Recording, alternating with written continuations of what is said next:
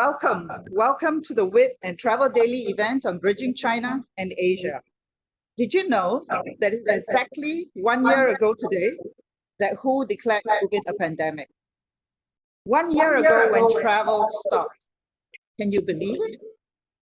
So I did a little exercise this morning. I asked a few friends in travel one simple question. For a year of travel, what have you learned? Okay, we're hearing some echo in the background. Sorry about that. We're gonna try and sort that out. Anyway, I want to ask that of you now as well. After a year of no travel, what have you learned? So type in your answers in the chat. And so here are some of the lessons I got this morning. And one thing I'll never take for granted: standing on an unknown street in another country and taking in a deep breath of air. 2, nothing beats the quality of face-to-face interaction. 3, how much I need my dogs. 4, how much I miss family. So you can almost feel the pent-up demand that's stirring and that's firing up around the world like a dragon ready to fly. People are anxious, like me, restless, and eager to get on with life as it should be lived. It's heartening to see countries where life is kind of stirring back to normal. For example, in Singapore, life's pretty much back to normal, except we are still locked on a very small island. Contrast that with China, where life has returned with a vengeance, with a huge country to explore, but again, no overseas or inbound travel. Cross-border travel remains challenged in Asia. Last year, the Association of Asia Pacific Airlines said that its passenger traffic was at 5% of 2019 levels. And in January, it was at 3.5%. But there's a flickering light at the end of the tunnel with the rollout of vaccinations and governments like China, Singapore, and Thailand starting to talk about vaccine passports and airlines that are trialing travel passes. And so we thought that it was important that our first event of the year would be about keeping the bridge between China and Asia open, which is why we decided to team up with Travel Daily to bring you this event. My co-host Charlie Lee, whom I haven't seen for many years, feels like many years, founder and CEO, will come on later to interview Jane Sun, who's the CEO of Trip.com Group. For now, let me introduce our first speaker, who will take us on that first step towards bridging China and Asia. So please welcome Mac Patel, Regional Sales Director, JPAC for OAG, who's going to tell us in 10 minutes about how to bridge China and Asia. So Mac, over to you.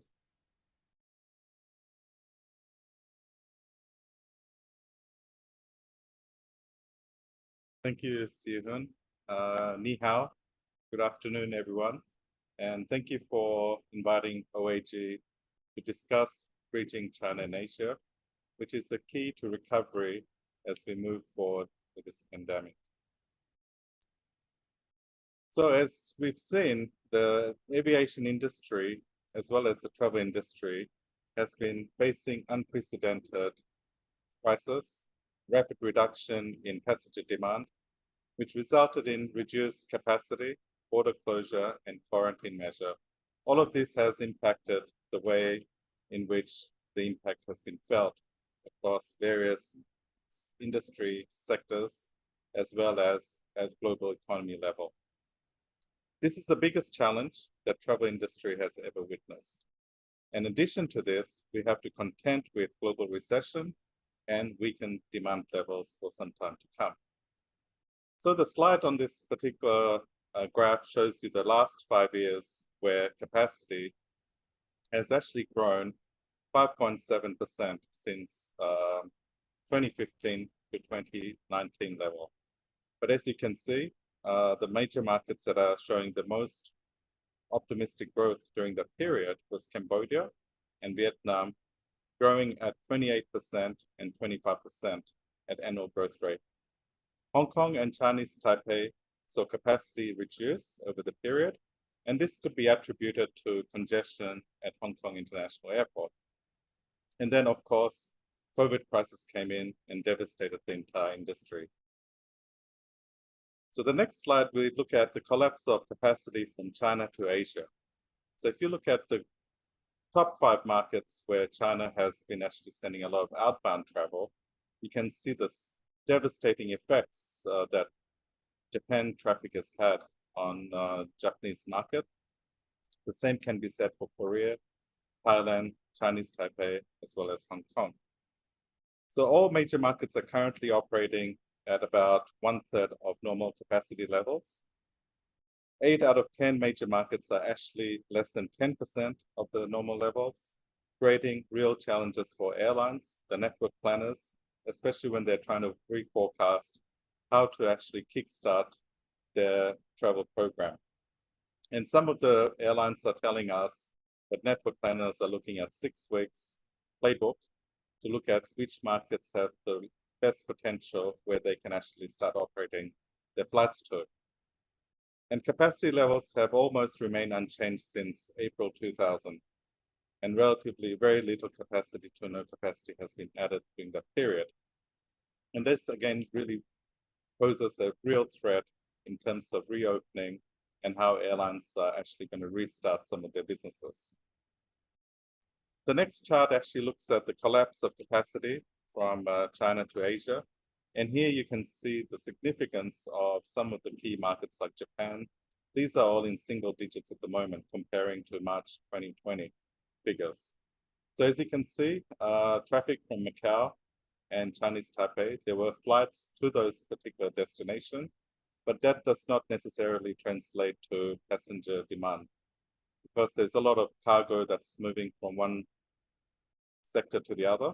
So that's what's creating the capacity glut that you can see from the actual capacity that's been uplifted during that period of time. And all the other markets, as you can see, Singapore, Malaysia, Cambodia, Vietnam, Thailand, they've seen a huge reduction at single digits, unheard of and never ever to be seen. So capacity has been axed by airlines from every single country. So the next slide will actually show you, if you look at capacity from China to Asia Pacific region, you've got 2020 at 100%. But if you actually look at current levels, it's in single digits in 2021 in March period. Only the Chinese airlines have been able to obtain and retain their domestic flights. And this is a result of initiatives that the Chinese government has actually imposed by offering cheap level flights, which were at a price of a cup of coffee. And at the moment, if you look at the statistics of domestic China, the airlines are operating 7% more domestic capacity than January 2020. But the profit margins are very low and unsustainable. So a lot of the carriers are looking at reopening their Asia Pacific network to look at profitability and point-to-point services that will actually make meaningful recovery moving forward. So these data points highlight why we need to see a rapid recovery and a restart in tourism business. So giving you some key stats, China to Thailand, if you look at 2019 figures, so Thailand was actually relying 25% of all inbound traffic from China. So that's quite a significant percentage that Thailand was actually investing in the Chinese tourism. And if you look at other main markets, China to Japan, 19% of arrivals into Japan were actually Chinese. And the same for Korea, which was 21%, Singapore had 13%, and Indonesia had 10% of the actual arrivals. So you can see that the Chinese market is pivotal to actual recovery, restart in the Asia Pacific region. The next slide shows you the hub connectors. So if you look at China to Asia Pacific, in 2019, you had just over 33 million passengers one way, traveling from China to all different parts of Asia Pacific, of which 4.6% were indirect traffic connecting through major hubs, such as Hong Kong, which probably saw about, of that percentage, about 2.4%, Seoul Incheon Airport, Singapore, Bangkok, and Kuala Lumpur. And the real challenge for airlines today is that point-to-point will become more of a normal as we move forward, as a result of passengers wishing to have more convenience rather than going through a hub, going through all the different quarantine measures, safety, health issues, and so forth. So we will see some real challenges of how passengers actually connect through hub connectors in the next 12 to 24 months as airlines start to rebuild the network. So bridge to recovery. So the next slide, actually, we look at what are some inputs that we require that will allow for recovery to occur. So the first one is vaccines. So moving on to the next slide. So vaccine. So different countries are rolling different vaccination program for its citizens. And if you look at the source market, you will actually require the vaccination to be the norm before you would actually be admitted to actually arrive at a destination. So vaccination will be the key driver to actually restarting the tourism industry program. The second is vaccine passports. So you've heard recently that IATA has come up with the Air IATA Travel Pass, which will be integrated electronically into passengers' mobile device, which will allow passengers to show that they've been vaccinated. So they would be able to skip quarantine and different measures that destinations would actually impose. Then there would be standardized travel process. So that will include different hygiene levels, different tests that the airlines and destinations would prefer you to have in place before you travel. So that's something that each country needs to actually come together and have a coordinated approach rather than having a fragmented approach which does not actually work. So Asia Pacific tends to have this particular challenge because the countries are very fragmented in its approach, and it needs a central body with government intervention to actually make it all standardized and making sure that all the different tourism stakeholders are in line with what's required to kickstart their tourism program. Then you've got product assurance and cleanliness protocol. So there's a lot of requirements there that destinations will require, such as hotels. They would need certification to ensure that their property or the airline is actually safeguarded by all the different measures that passengers feel comfortable. So there's different organizations out there that have actually endorsed different rankings or rating that allows consumers to select which airlines have been certified with cleanliness and a certification to ensure that they meet the stringent regulation that governments impose on them. Then you've got consumer confidence. So this is where once you have all the different measures in place, all the different variables, that will actually ensure that consumers can safely go to their destination and enjoy their vacation. And that results in demand recovery, which will be slow-paced, and it will be something that will be staged in process and phases as we move into the next 12 months. The next slide, we look at different recovery scenarios. So we've looked at 3 different scenarios that we would like to sort of recommend. So first scenario, which is a full reopening from day one, which we think it's unlikely because there's different variables that governments have to regulate, and we don't see the recovery coming in very quickly as a result. Where we think scenario 2 and scenario 3 will be quite possible, and there's a most likelihood of scenario 3 to take place. So let's look at scenario 2. So this is where one possibility will be is to open up tier 1 to tier 1 markets. These are key markets that the source market and destinations have something in common, such as high volume city pairs. It's approved to open. Capacity will be tightly controlled and quotas imposed. And we think demand will take up to 18 months to recover. And this is subject to there's no any further COVID-19 incidents at that particular destination. Having said that, we think that scenario 3 is the most likely scenario where selective country market openings will probably take place, which will be staged in different phases as we move forward from Q3 to Q4. And this is where we will see carefully capacity regulated for at least 12 months, where markets will get a good handle of what the demand patterns are like. And that would lead to secondary cities that will open up as a result. The real risk here is that there's sudden and short, sharp market closures that will happen any recovery as a result of that. The final slide talks about how we actually, which we believe, our recovery will materialize through the process. We feel that governments will take a very cautious approach to reopening of any market. Soft politics will be an influencer to ensure that each origin and destination, source markets and destination is actually following the protocol. The recovery will not be a straight line back to 2019 levels. It's likely to be a short, sharp and sudden lockdowns that we've seen in different destinations. Booking profiles may become more shorter in nature than normal. So we're looking at anything from less than 21 days. And that imposes a real risk for airlines when they're managing their revenue management system.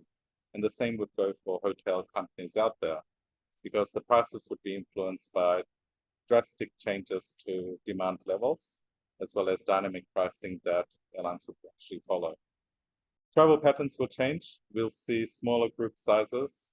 Some governments may actually impose some control in terms of the quota that will be allowed to travel from origin to destination. There'll be social distancing, and tourists may avoid some major iconic tourist sites to ensure that there's not much crowding that will take place. And the final point is creativity in offering and messaging will be crucial. So that will include some offline and online integration that will allow different suppliers to do personalization and make meaningful engagement with the customer through the recovery process. Again, thank you for your time this afternoon to provide a OAG perspective in terms of travel recovery from China to Asia Pacific market. Thank you very much. Thanks, Meg, for your very insightful sharing. It's very helpful. Hello, everyone. My name is Charlie. I'm the founder and CEO of Travel Daily. Next, we are going to move to the next session. China has been such an important market for the global travel business, as China not only owns the largest domestic travel market in the world, it also the largest source market for outbound travel. The past year was a quite challenging year for the world and also for the travel industry. But China's successful control of COVID-19 pandemic and the quick recovery of domestic travel have shown us how resilient the travel business is. And the people in this industry should be optimistic about the future of the industry. As the world's largest travel company in terms of gross booking, Trip.com Group is also leading the wave of travel recovery. Please join me to welcome our next speaker, Jen Sun, CEO of Trip.com Group. How are you, Jen? Welcome to join us in this virtual event. Thank you. Thank you so much for having me, Charlie. Thank you. Okay, so congratulations to Trip.com and also your team on leading the travel recovery in China and also achieving very impressive Q4 result. Over the next 25 minutes, I would like to invite you to share your insights on the change of travel behavior post COVID-19, your content and product innovation, low-tier market penetration, market competition, and also the impact of hotel consolidation, also the prospect of travel recovery. Okay, so let us start. My first question is, COVID-19 has caused a significant impact on every people's daily life and work. So, and also on the travel behavior of consumers due to the restriction on cross-border travel and also even the lockdown in some regions and countries. Could you please highlight some biggest changes happening in happening in Chinese travel market. You have seen since the outbreak of COVID-19. And also, are you also seeing some similar changes happening in other markets, given Trip.com group also has an operation around the globe? Thank you. Sure. We have seen a lot of changes in the travel market. We have observed a couple of trends. First of all, customers are paying lots of attention to safety measures. So we encourage the partners who work with Trip.com to join us for the safety network by providing our customers with masks, with hand sanitizers, with temperature taking instruments. So customers feel very safe when they travel with our partners. The second trend we have observed is that people prefer to travel within much smaller groups rather than big groups. So customized tour, private tour are much preferred. People prefer to travel with their close family members and their good friends. So that's the second trend we have observed. The third one is that people prefer to travel with the airlines and hotels and local tour operators, which offer flexible cancellation and changeable itineraries. So if the itinerary is changeable and refundable, they get lots of volume. So these are the trends we have observed as a result of the unpredictability of the outbreak of the COVID. That's the feedback we have given our partners to help them to package the deals so that it's more suitable for the new trend in this environment. Okay, thank you very much. It has been a very challenging year for the global travel business since outbreak of COVID-19 since early of last year. Many travel companies are running out of business and many people also lost their jobs. So from the company or also from the personal point of view, what are the best lessons you have learned from the dealing with COVID-19 crisis?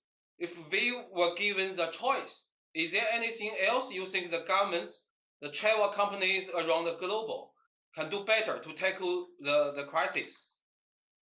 Sure. The lessons we have learned is that no matter what happened, we always put customer first, partner second, Trip.com the third.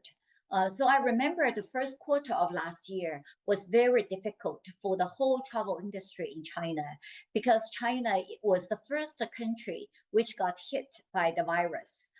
We reached out to our customers, offer full refund to the customers without even know if the airlines or hotels will give customers money back to us.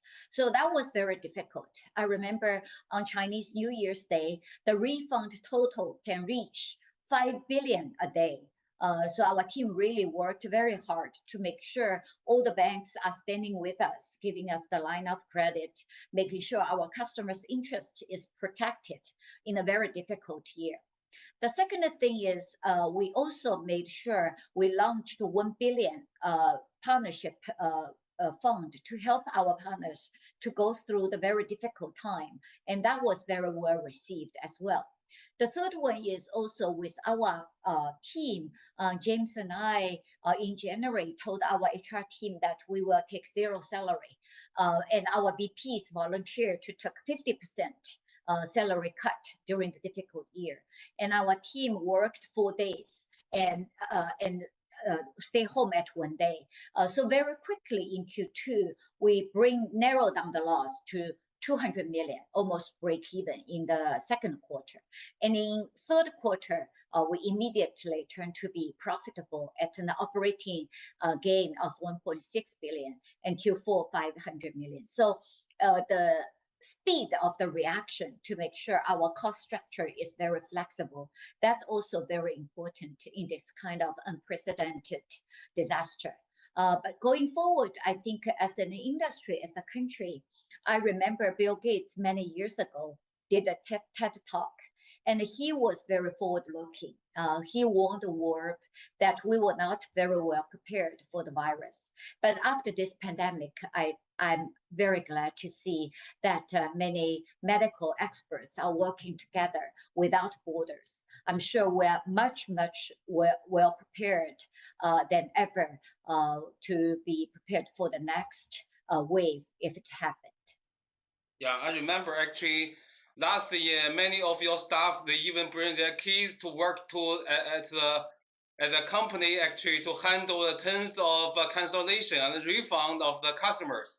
It's That's really right. touching.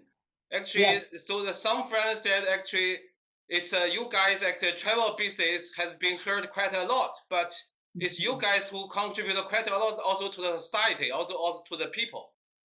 That's right. That's right. I think our employee, although they are very young, the average age for our call center employees is only 25 years old, but they really have demonstrated the ownership and the spirit to devote to the travel industry. We're very proud of them. Okay. Since the outbreak of COVID-19, Trip.com Group also has been putting a lot of efforts on improve your content offering and also starts showing very positive result. According to what you shared on the latest conference call, actually last week, by the end of 2020, your content channels contributions to the top app traffic more than doubled compared to the beginning of the year, and also the visit time of travel content more than tripled during the year. Could you please share with us how you are able to achieve this?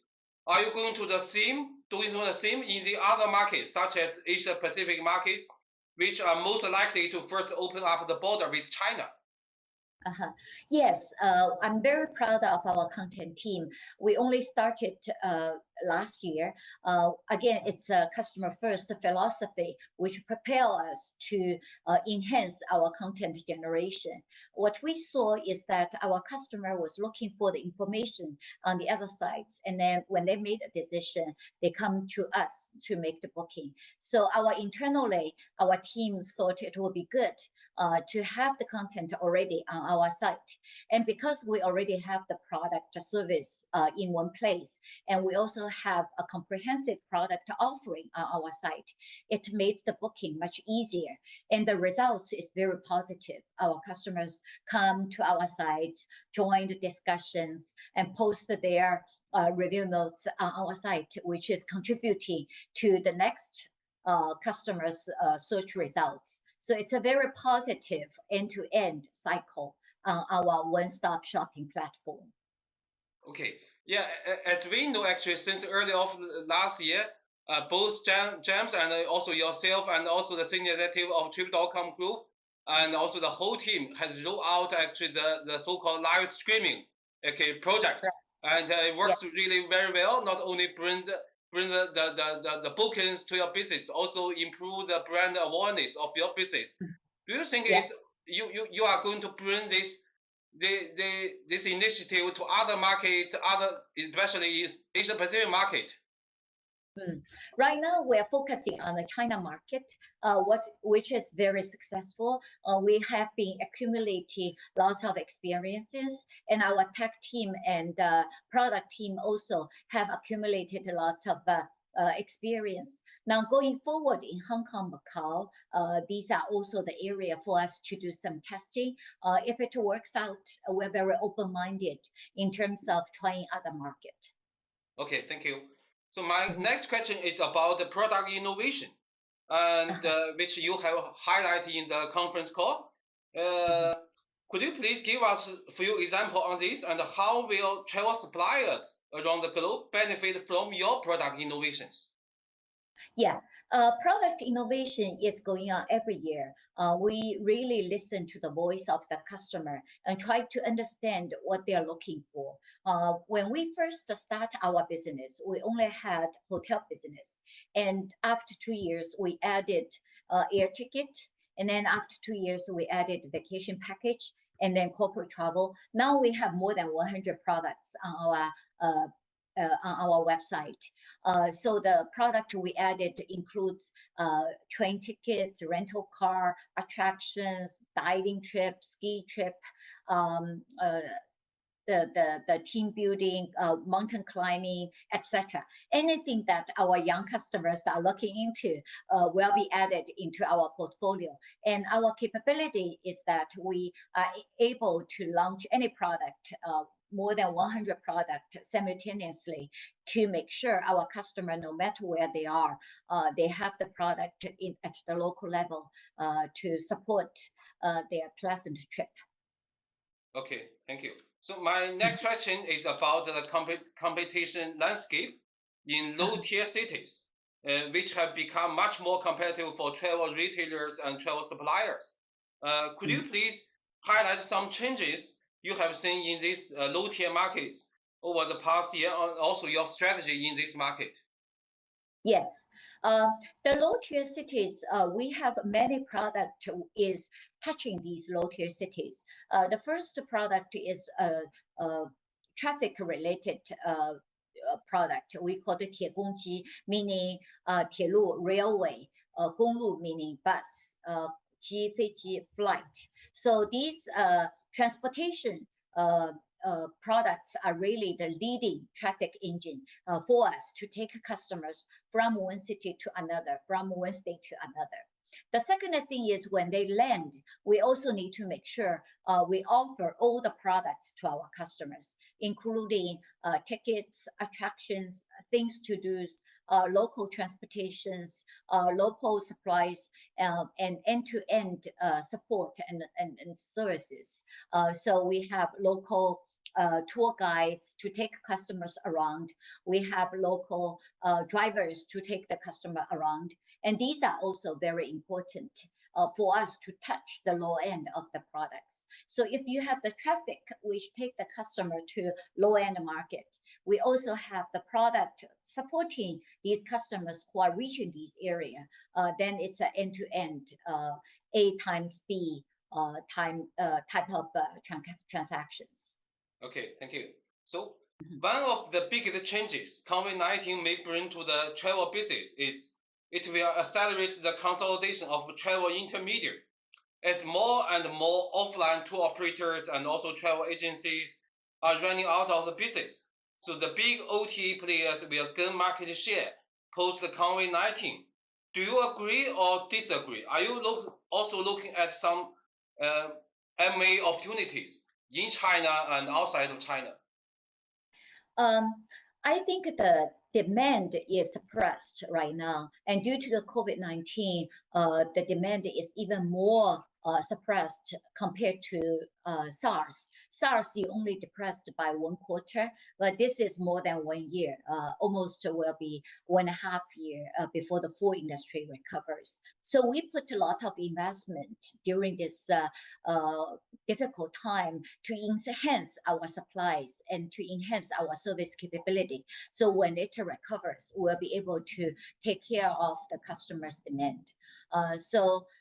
In terms of preparation, we invest quite a lot in technology. We also invest quite a lot in our AI to support our customer service level. We also invest quite a lot in terms of making sure our product is very comprehensive. So do you think the big OTA players will gain more market share over the traditional tour operator and travel agency after the COVID-19? Yeah, at the local level, if it is because the restriction due to COVID-19, we cannot let people to contact each other. So online definitely is more easy for people to get the information. So that's why our team put lots of efforts in the online platform to make sure the customers' needs are being addressed. Okay, so people always see actually the invisible competitor disrupting your business. And also I believe this rule also apply to the travel business, such as Google also challenged the dominance of Booking.com, Expedia in online travel space. The similar changes, similar things are also happening in China right now, such as the Pinduoduo, Douyin, and Xiaohongshu they are also entering into the travel sector and also DD.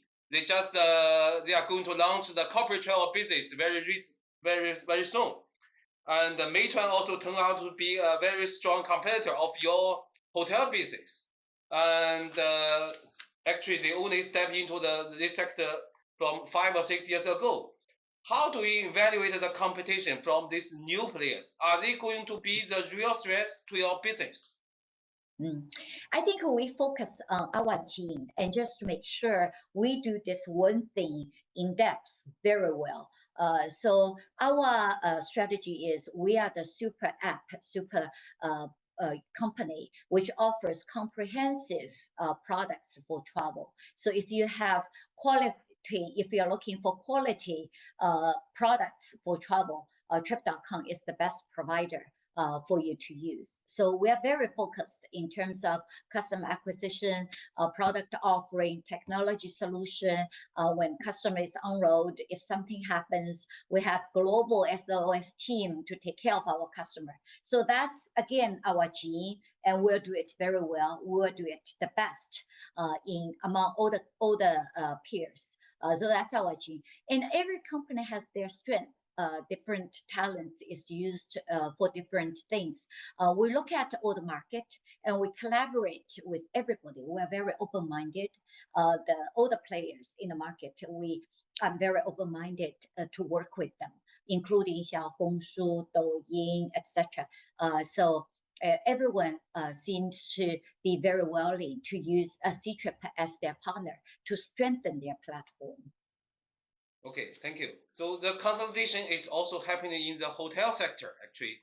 As we see, the China's leading OTA have been aggressively investing in the local hotel chains, such as Ctrip's participation in the privatization of Hangzhou-based New Central Hotel Group, Meituan's investment in Guangzhou-based Dawson Hotel, and also Tongcheng also investment in one Hunan-based hotel chain. Do you think this consolidation and investment will give the OTA the advantage to gain more power over hotel supply and pricing? I think it's a good gesture to show that we're willing to work and support each other. But again, hotel and OTA has different genes. Hotel is very strong in their daily operation. When customer reach to the hotel is in the best position to provide the best service, to take care of customers when they are on road. OTAs are very strong when the customer do not know where to go, and when the customer try to decide which hotel to use. So the strength is very different. We focus on customer service, our technology capability, our information assembly, and the ability to help customers when they're on road if they're in trouble. But we are not very good with how we can greet the customers, what kind of pillows they need to use. So again, I think every company has different strengths. Some of the cross holdings help us to support each other. And so everybody has the confidence that we'll take care of each other's customers. We have shared interest. But again, the strengths and the offering they can give to the customer is very different. Okay, thank you. So due to the effective pandemic control and wide distribution of the vaccine, we also see the hope of full recovery of international travel. So when do you think the travel volume can finally back to 2019 level? The travel recovery may take a step-by-step approach, depending on the bilateral negotiation of governments. So which Asia-Pacific market you think will first open up the border with China? So also, what does the industry need to do to prepare for this opening up? Yeah, I think we should probably take a couple of steps. First of all, China is the country which best control the virus. So we have confidence that this year, our domestic travel will do very well. After January and February, I've already seen tremendous growth in our business in terms of hotel growth as well as the air ticket growth. So we have lots of confidence that domestic travel will do very well. The second thing is really the medical experts need to form consensus. For example, if a customer already take vaccine, when he or she returns to their home country, will she or he be required to take quarantine? Or can the quarantine period to be shortened? So if the medical experts, the scientists, can form some consensus, that will be very helpful. The third step will be for different countries to publish their policy based on the medical and scientists' consensus. So for example, if the vaccine is done, the quarantine period might be shortened or might be eliminated, right? So different government will have different policy. And the third step then will be for company like Trip.com and the other companies to make sure all this information is reflected in our product offering, reflected in the passport of vaccine, so that our customer can plan their trip accordingly. But I'm very confident that based on the information we have seen, USA probably in June or July will reach a level which herd immunity will be reached. So they're very excited right now. What I heard is that some of the states today in United States already said that if you have taken a vaccine, that state will not require people to be quarantined. So within the states, there are already positive moves because of the adoption of the vaccine. So I'm confident as we more and more people taking the vaccine, more and more recovery will take place in the global places. So we should have the reason to be positive about the business in this year, yeah? That's right, that's right. Okay, I finished all my questions. Do you have anything else you want to share with our audience? Yeah, I want to take this opportunity to thank you and all our partners and our customers and employees to work so hard during this challenging time. I think we're already seeing the lights at the end of the tunnel. Let's work together and make sure we put concerted efforts to lead the recovery in this travel industry. Okay, so thank you very much. Thank you for your time. We're all looking forward to the bright future of the travel business. Thank you very much. Thanks, Thank you. Thank you, you, Charlie. Thank you. Thank you, Charlie. That was a fantastic interview. And thank you, Jane. It's so good to see you. Thank It's you. been a few years already. So thank you so Thank much. you. Bye-bye. And we move on to the next session.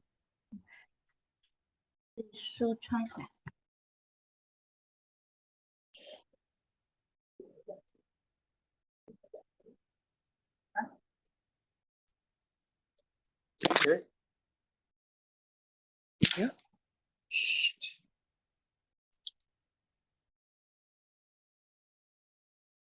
Sound? Stop. Okay. We were meant to play the video, but clearly didn't work. It still happens. We're still stuck in the world, Tom. Tim, sorry. Yeah. Okay, so Tim, you know that video was made in June. Yes. And did you think that we'd still be at home by now? I think by June, when we were trying to be realistic, I think we were sort of suspecting we would still be here like this.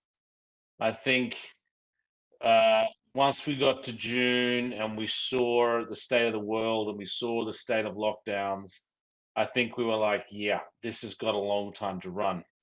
But I also think by June, we were starting to believe that the devastation of April and May was behind us. You know, and March, April, May was just awful. And by June, we could see that consumers were getting back on the travel bandwagon. And obviously, they were limited in where they could go, and it was market by market, depending on if things had been unlocked down. But I think we could see that there was hope. So I think there's sort of a couple of things were going on. Yes, in June, we realized there was a lot more to this story. But also in June, we were like, okay, travel is part of the human condition. We've seen it. They will come back. We've just got to get through the next, insert your time period here. Could it be a year? Could it be 2? Could it be 6 months? Whatever. but we knew that the travel story was going to be back. Yeah, it was pretty inspiring just now listening to Jane, right? And how really Yeah. China, I like how bullish she is about domestic travel in China. They have a big Yeah. market. But we, you know, I think in October you said that we were at the beginning of the beginning, you know, and Yes.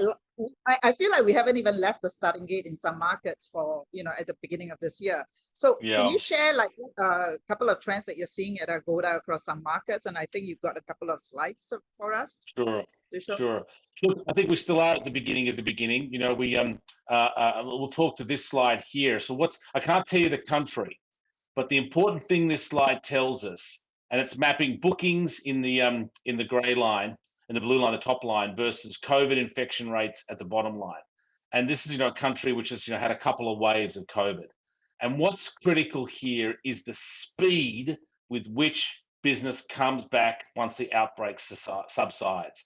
And I don't need to tell you the country here because I can actually show this graph in its various forms for 5, 6, 7 countries, dozens of countries. And it's the graph that gives us the hope we need, because it's the graph that shows as soon as people can, they get out. And you could literally match the day. The day a lockdown ends in a country is the day the travel starts in that country. If the consumers don't take a week or 2 weeks or bide their time, they just head straight out their front door. And the fact that, an example like this one, we've seen it not only twice, but 3 times. As I say, there's many countries like it. I think that tells us. But, you know, the important thing is this is not a global story. It's a country by country story. You know, each country is going through a very different experience.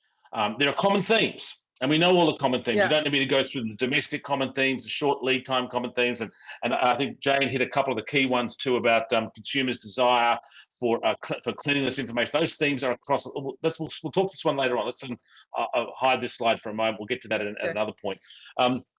But the common thing that there are lots of different things going on in each market, and we need, with a sort of a global footprint like Agoda, we need to be doing different things in each market, timing things differently in each market, to take advantage of what's going on and react to when the walls come down again and the lockdown starts again. Well, so I suppose, yeah, but the universal theme is that, you know, people are restless, and as soon as they, you know, see positive signs, they just want to book.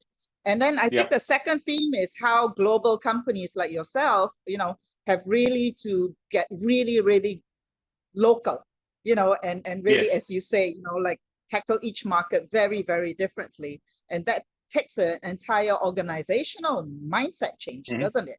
Plus an operations change. You know, as a global OTA, for always you had that balance between, you know, what am I doing in my core product, this product that I need for, you know, 20 markets, 30 markets, 40 markets and beyond, versus the challenges of localizing, and you always had that balance going on. But in COVID, you just had to shift that balance completely. You just had to say to yourself, there is demand here, here, here, here, and here, and here. And if I'm going to get it, I've got to go, you know, local.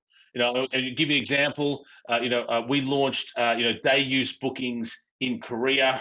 So the ability to, you know, book and check out at the same time for Korean styles of inventory. We launched targeted government-backed campaigns in Japan and in Thailand. We launched ASQ, so quarantine-based business in Thailand. These are products built very specifically for one market. And the speed with which we had to get ourselves geared up for that, the teams we had to shift left and right to hit that. That was COVID driven, because that's where the demand was, and if we didn't do those things, we would miss it. Yeah, so it made you way more agile and nimble than you've ever been, right? So let's go to the second chart, which I think refers to what Jane was speaking about too, about you know, flexible cancellations, right? Yeah. You know, it's a wonderful part of the story in the sense that, you know, obviously Jane and I sit on different sides of the competitive spectrum, and we focus on different markets, but the themes are exactly the same. And this theme here speaks to her third point on flexibility. So the non-refundable percentage of our bookings is the lighter color on the bottom, and the flexible sense of our bookings is the stronger color on top.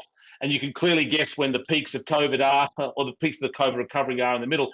But even so, months afterwards, here we are, almost a year after the horror show of March began, and there is still a distinct shift towards a desire for flexibility. A little bit of normalization for sure, but a distinct shift. We created our own product, like Jane mentioned hers. Our product was called Easy Cancel. We've worked with lots of hotel partners to put that there because the consumers just need that flexibility if they're going to travel. This is not going to go away, right? This is going to stay even after COVID. I think yes. I mean, we all hope and pray that long lead time, long haul travel comes back. People securing their summer holidays in Italy and their Songkran breaks in the Maldives or whatever, or their Golden Week breaks, and whatever the case may be. And a lot of that stuff requires long lead time planning, which might require different cancellation policies. Right. So who knows when the world gets back to normal? But this flexibility piece is with us for the immediate term, and that could be at least a year or more.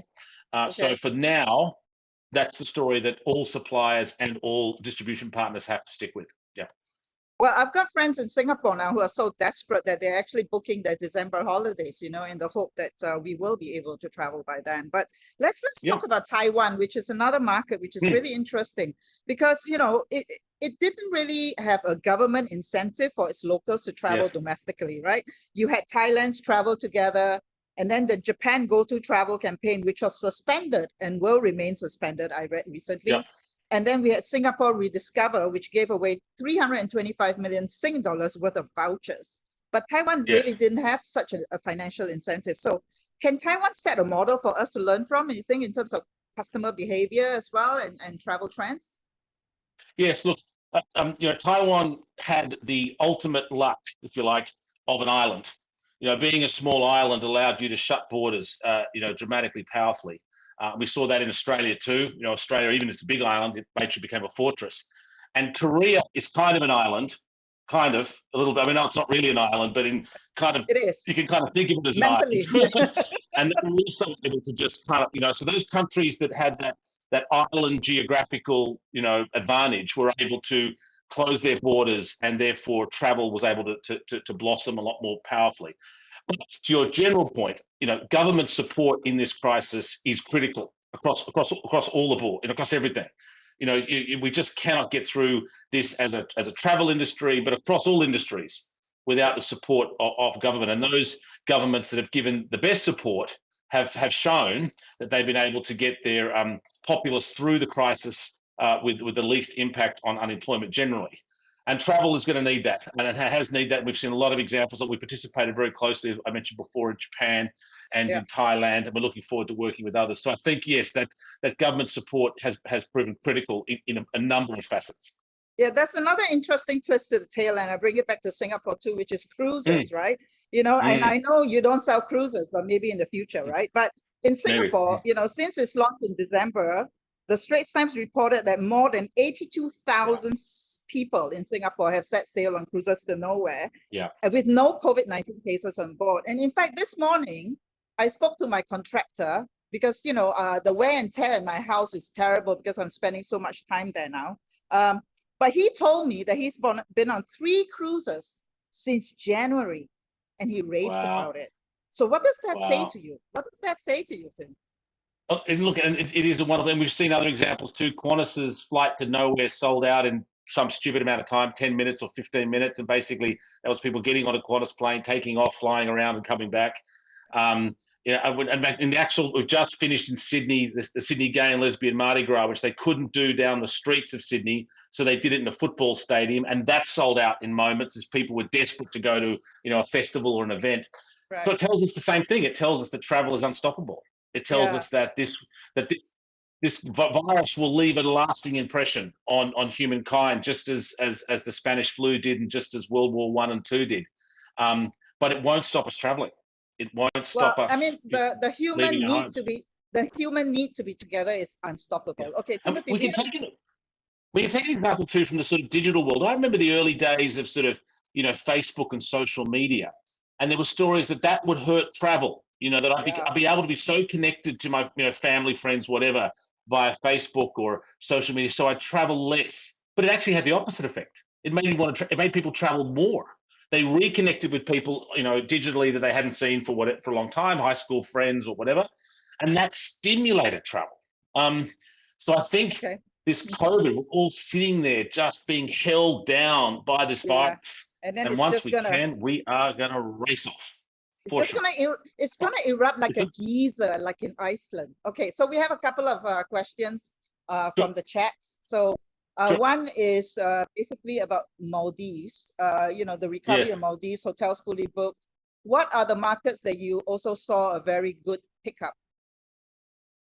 Yes, look, to be frank, the story still of COVID is a domestic story. So there are encouraging signs in some places, and I know the Maldivian government's been working hard, and there's encouraging signs there.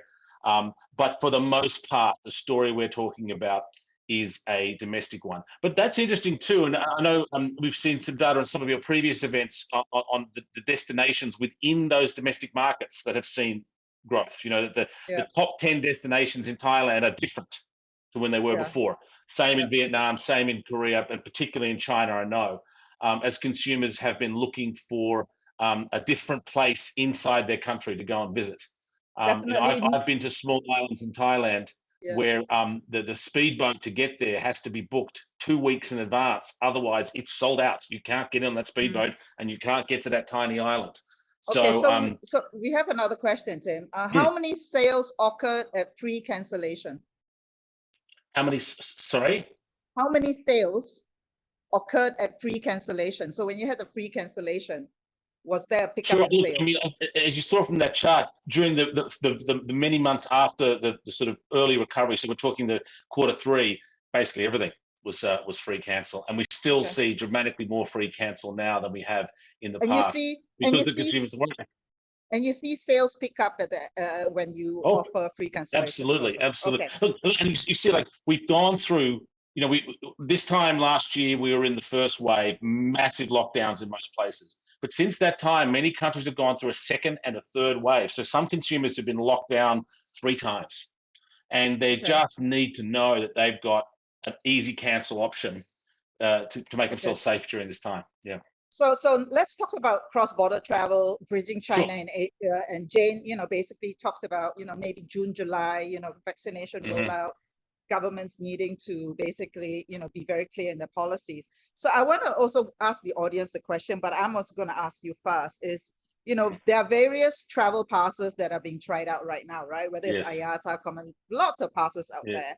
So you strike me as a betting man. So if I were to ask you, if you had $100, how much of that 100 would you bet on the different travel passes working successfully to give governments confidence to open borders? And, for the audience, please also bet on this, okay? So it's $10. Would you bet $10? Would you bet 30? Would you bet 50? Would you bet 80? Or you keep the 100? I would bet the lot. You've got to bet the lot, because the vaccine is not enough. If we take the extreme example and all 8 billion people are vaccinated, but there's no vaccine passport, there will still be fear and uncertainty about cross-border travel. There needs to be a way that I show my passport, my regular passport, my boarding pass, and my sort of travel certificate before country's going to let me in. I can tell you Australia is going to be like that. Qantas is not going to let me on the plane without this thing. So you'd bet $10. Is that what you're saying? You bet $10? No, I bet it all. I bet $100. I bet everything. The industry needs a travel verification system as much as it needs the vaccine. All right. So let's hear. We have some answers from the audience. B, C, E. Sure. Keep tapping your answers. Okay. Again, lots of predictions about how travel will change, and it seems we can pick up a few tips on what's going on in China. I mean, Jane is very bullish about January, February, and travelers are back in the air. So let's go to business trips, right? Bill Gates says that 50% will disappear. What's your number? Is it 10%, 30, or 50? Or will it be replaced by new types? I don't think it's 50. I don't think it's close to 50. I think there is I think this is the sort of thing that a person who's used to selling software to consumers would say. There are lots of industries, manufacturing, mining, energy, huge healthcare, huge sections of our economy that are based on face-to-face visits. But I do agree that it will have a transformation in terms of the type of travel people do. And I do agree that it will lag leisure by some period of time. As it did in the recovery of after 9/11. I think we saw a 1 to 2 year lag in the recovery of business travel versus leisure after 9/11. I like one of the answers previously to the bet of $100. The guy said $120. I like that. God, I'm with that guy. I'm with that guy. And that's because look, I've talked about it before. I'm feeling the most informed I've ever felt during this COVID period because of events like yours and others that I've gone to. But I feel the least connected, and I can draw direct lines, absolute direct lines from accidental bump-in event things that have happened to me at trade shows and events where I literally bumped into somebody, and I can connect that to a deal that I did, or I can connect that to a product that we launched. And that's not happening on webinars, as good as they are. And they're really good. That's just not happening. Right. So let's go to the next one, which is about business events like this. Okay. So will you attend fewer or more events when you're allowed to travel? And it's A, fewer. Virtual is so much more convenient, despite the technical glitches. B, more, I miss people. Or C, I would be more selective. Let's see what the audience says. Okay, we have Joseph saying A, we have Trevor saying B, you miss people, Trevor. Okay, I miss you too. Okay, what about you? Look, I've always been selective, and I know it appears that I'm everywhere, but I say no. I've always said no 9 times out of 10, because I realize that there is, well, first you had a lot to choose from, but also there was about the quality of the networking, and you could tell that. So I've always been in the selective camp, and I'll stay in that selective camp. But I'm bullish. That doesn't mean I'm bearish or negative on events. I am bullish on events. I mentioned before that I can draw direct lines from events to deals that I've done and products that we've launched. So I'm bullish, positive on events, but I'm still always going to be selective. Okay, so most of the audience is saying, they will be more selective. And I think that probably is kind of a universal thing that we will be, we will be more selective. But what will you be more selective about, Tim? And let's hear from the audience too. Like, when you say you want to be more selective, what are you going to be more selective about? Well, to me, it's always been the quality of the people attending and the networking capability of it. Content is always absorbable differently. Like you can absorb content, like this or in a recorded session. It's always been about the networking. And again, let's take an example of that. Like, without being, I don't want to pick names, but there's a trade show going on, right now that would typically be held in Germany. And to register for that trade show, you have to pick whether you're a buyer or a supplier. I mean, that is 20th century thinking, that I have to pick that I'm a buyer or a supplier. In travel, I am both. I'm always both. So I hope this actually gives a chance to change a few of those old-fashioned rules about this, sitting yourself in a particular camp before attending an event, and accept the fact that we can revolutionize things a little bit.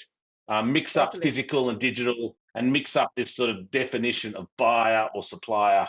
Hopefully this will spur a little bit of change. It's a pretty exciting time, the bridge between China and Asia, and working on this event, for example, has been for us an eye-opener in working with Charlie's team, and using a new platform, right? And so we're all just trying new things and collaborating with, with great people. So now let's go back to China now, okay? Because we talked about, if you have tapped into the local demand in China, you're okay for the year, right? And if you know how to tap local demand in key markets like Korea or Australia, then you're in a good shape. Can you share one example of something that Agoda has done that has worked well in generating local demand in China for domestic travel, other than live streaming? Well, look, it is fair to say we're in a different scale to Trip.com in China, and we're the first to admit that. But we are still very committed to China, and we've worked very, very hard on our teams there. We've built some local products there. We're very active in daily deals there. We've signed some very interesting deals there for distribution. You know, we're live on Pinduoduo there. We're live with China Mobile there. I think we're some of the first companies in China to be live on those distribution channels. So I think we've been able to sort of duck and weave and sneak ourselves around the big guys. But accepting the fact that we are in a different scale story to the big people in China. Right, I can definitely see, you know, that Agoda is now taking on the Booking Holdings lead brand for APAC strategic partnerships, including China. So, you know, things have definitely changed. Never ever discount Booking.com. I can't speak for them, but never discount them. And they're certainly very active in China still, as far as I'm aware. But yeah, everyone's got to have a little think about how to be the most efficient in all of their practices, and Booking Holdings has not escaped that. But don't count Booking.com out ever. Okay, so now let's talk about the creativity that you've seen from hotel partners, right? Other than just free cancellations, other than safety and hygiene, which has to me become hygiene, right? Like you gotta have it now. You know, how is Agoda rethinking its product for a post-COVID future? For example, big topic coming up, sustainability, right? Yeah. So I read a group, I spoke at that meeting actually, HRS, and they are introducing a green state initiative to help business travelers identify, compare, and prioritize sustainable hotels. And then they have a product called New Work that enables people to work from hotels. What have you seen from the hotel industry? Yeah, and I think Glenn called out sustainability in our most recent earnings call as well. So the whole industry is calling on it. When we just had a webinar ourselves here at Agoda just last week with representatives from the World Wildlife Fund for Nature and Greenview, a consultancy out of Singapore. So we're very keen to be active here. If I was speaking to the hotel industry, I think the first thing is use COVID as the smokescreen, as the lead-in for switching to on-demand amenities kits. So you can literally say to your customers, instead of stocking your entire bathroom with everything from, you know, shower caps to slippers, which no one uses, but now has to be thrown out en masse, is use COVID and say, hey, we're being safe here. We're also being a bit environment, anything you like, but just call us and we'll send it to the room. Let's not just stock everything. And I think that's a real change that the hotels can use COVID to help reduce a lot of that amenities waste. Like a menu. So, you know, last week, for example, because life is back to normal, there's lots of construction going on. I had to go into a hotel to run an event like this. And I was thinking, you know, and the hotel knew that I was coming in just to run an event. And I was thinking, wouldn't it be cool if a hotel actually had like a conferencing kit, you know, just as they have yoga mats, right? So they could have a microphone, a camera, and a lighting just for people who are coming in. What do you think of that? I think it's a great idea. You know, I think, again, COVID has spurned a bit of change there. There's a lot of talk about, you know, contactless check-in, though I'm not seeing that a lot yet. But what I have seen is a lot of implementation of on-property chat, an acceleration of on-property chat. And that's a great thing. So not just the first versions of on-property chat where you had to download a hotel's app and chat through that, never going to work. But we're starting to see a lot of people implementing solutions where you can easily integrate with WhatsApp or Facebook Messenger, I assume in China with WeChat and similar, to that on-property chat, which you know, is a great service and consumers are loving it.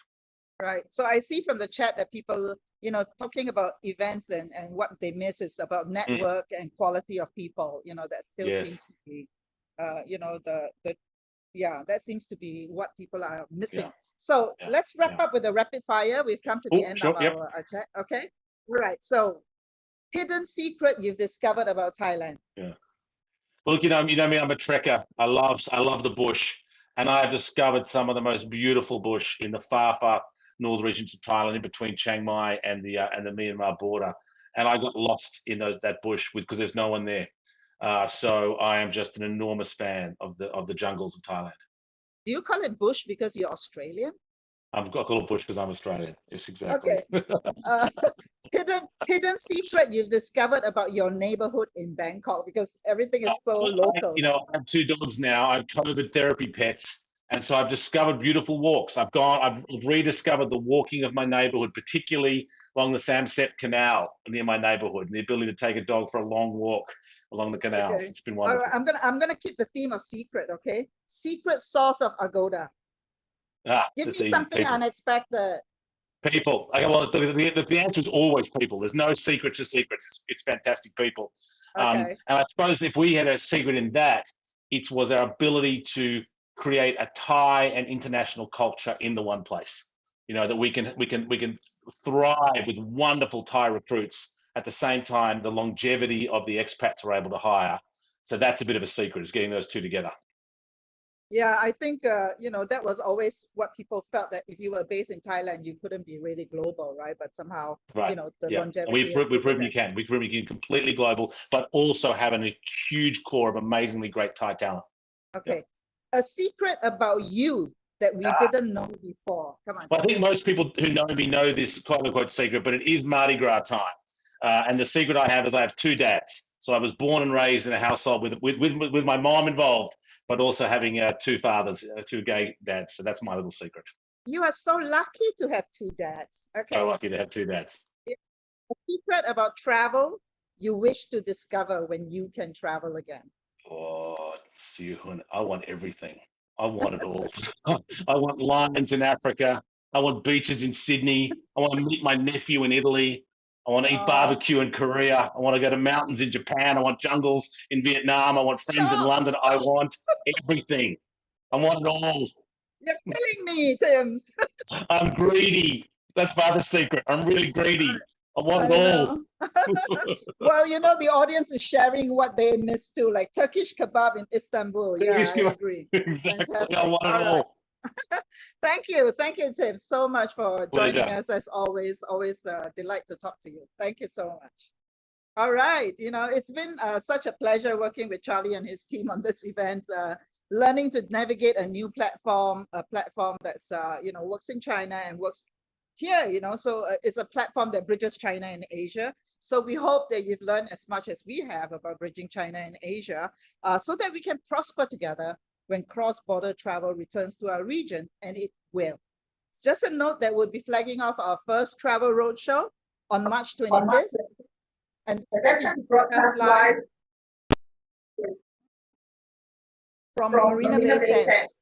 And we're going to be hosting at Photo One. No flight, no road. The battle to open the borders. Okay. So see you March 25th, 6 to 8 p.m.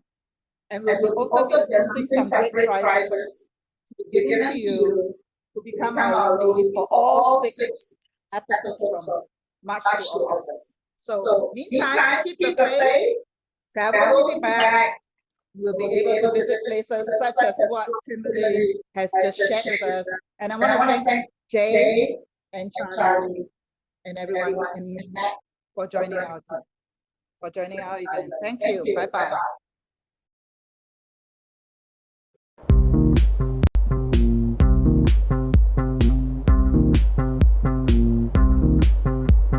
범 내려온다 범이 내려온다 장님 깊은 골로 대한 짐승이 내려온다 몸은 덜숭덜숭 꼬리는 잔뜩 핫팔이 넘고 우해머리 흔들며 전동 같은 앞다리 봉화 같은 뒷발로 양귀 찌어지고 새낙 같은 발톱으로 잔디뿌리 왕모래를 촤르르르르 그치며 주홍잎떡 벌리고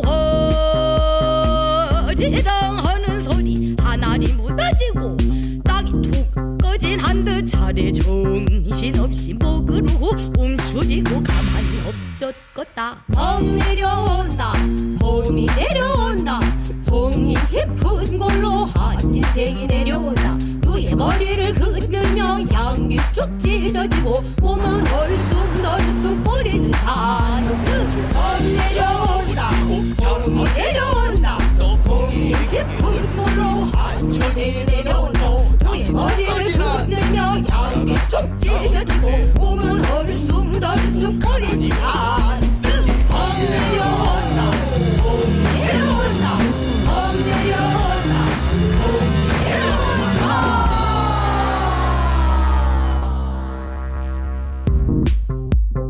How was that?